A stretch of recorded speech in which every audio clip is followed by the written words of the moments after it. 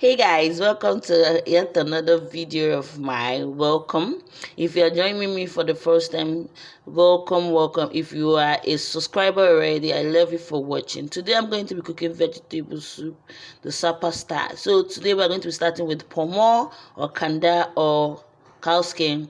Then the beef, we're going to be using beef for this one. We're going to be using salt, and also we're going to be using crayfish. We're going to be using the dry fish and Maggie. I'm going to give you a gist about that dry fish. And I'm going to be using pumpkin leaf, aka ugu. We are going to be using fresh pepper, the yellow one, osonsuka, aka osonsuka. We're going to be using palm oil, red oil. Some people know it as red oil, some people know it as palm oil. Then we're going to be using the water leaf itself. I really don't know the Igbo name or the English name. Okay, that's water leaf. Then we're using stockfish, aka oporoko, for this cooked meal. Like, how many of you know that vegetable soup is kind of the easiest soup to cook and fastest? So the first I did was cut my pomo and wash it with salt 3 times. I like doing that. Then I washed my stockfish and my dry fish. My dry fish is like that because I've actually forgot the one I bought in the market. They did not even call me back to collect my dry fish.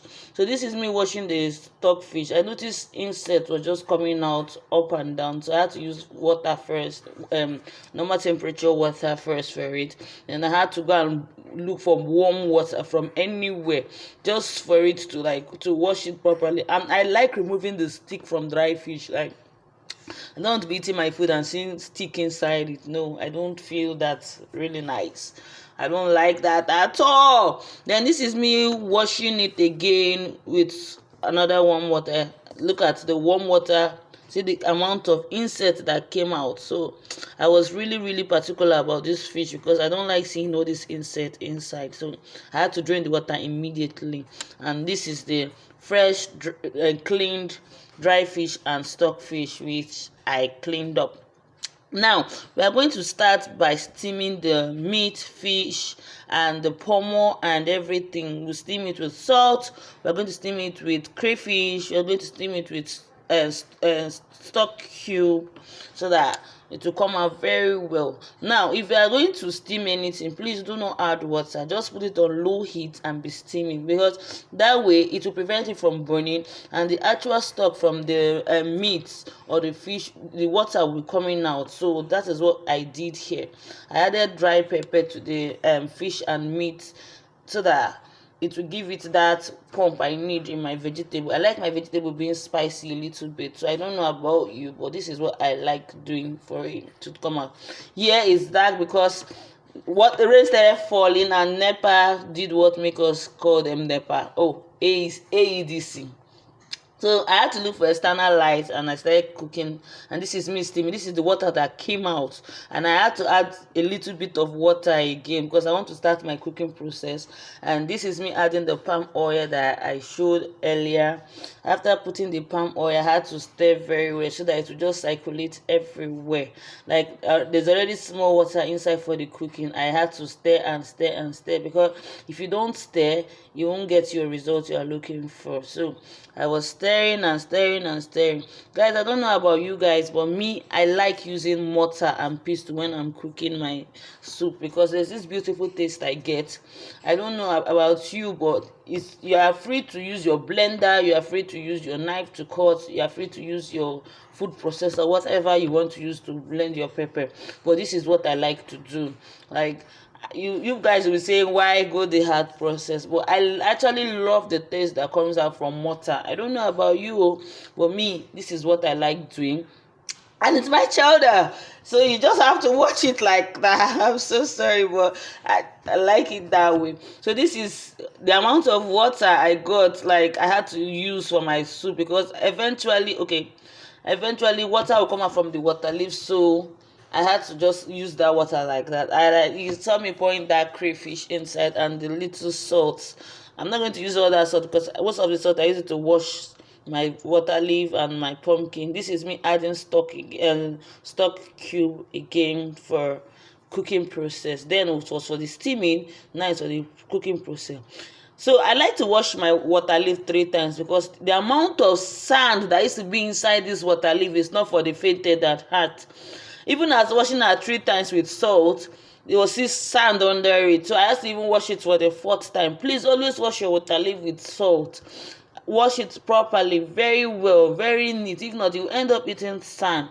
So this is like the 3rd time I was washing this water leaf. Still I wasn't comfortable with the fact that okay, there might still be sand inside. So I washed and washed, and this is how it came out, guys. Like, it is not easy to wash water leaf. I'm so sorry, but it's the truth. Oh my god. Anyway, let's go back to the cooking process. So after washing and washing, the next thing I did is I just added the water leaf inside. Look at the water leaf now. This is what it looks like, drain out of water, no salt, no sand on it. So I had to pour it inside my pot. I'll show you guys so that you guys will see. My external light was still shining. If you see the kind of heavy downpour, rain that was falling, everywhere was just dark. It was as if it was 40 days in the wilderness. God have mercy, but it's the truth. So this is me cooking. Guys, please try this thing. Be cooking one day with one hand and use your phone to be filming. So this is me trying to stir up the soup, the vegetable soup. As you can see, it's looking so delicious and very, very okay. Like, oh god, I can't even, at this point in time the kitchen was already having a very nice aroma, and I had to wash my ugu, pumpkin leaf with salt, aka ugu. I was washing it 3 times again. Look at the soup after, as in when you put the water leaves. Look at the amount of water that came out from the water leaf after cooking. Now you guys can see why I did not add water, right? Yeah. So now feel free to use any protein of choice when you're cooking your vegetable soup. Like, you don't have to break the bank for it. At the same time, if you have the money, if you can afford it, by all means, put all the whole proteins you want in your soup. Nobody will fight you. So just do you. That's what I will say in this time. So after washing the pumpkin leaf, I had to stir again and look at the soup. Then I added my pumpkin leaf to the mixture. Like, I wanted it to be fresh but not cooked. Like, let it be a bit half done. The pumpkin leaf should be a bit half done, because if it's overly cooked, I don't think it will be giving you that necessary vitamins you need. And this is the soup after everything has been mixed, after it has been stirred. So I don't know about you guys, but I feel like you can use this soup to eat whatever you want to eat. Well, what I did was that I used mine to eat my white rice, because I wasn't like feeling stew as in stew anymore, and tomatoes is now expensive. So I had to use it to eat my white rice. But you can use it and eat any swallow of your choice. Thank you for watching. Bye.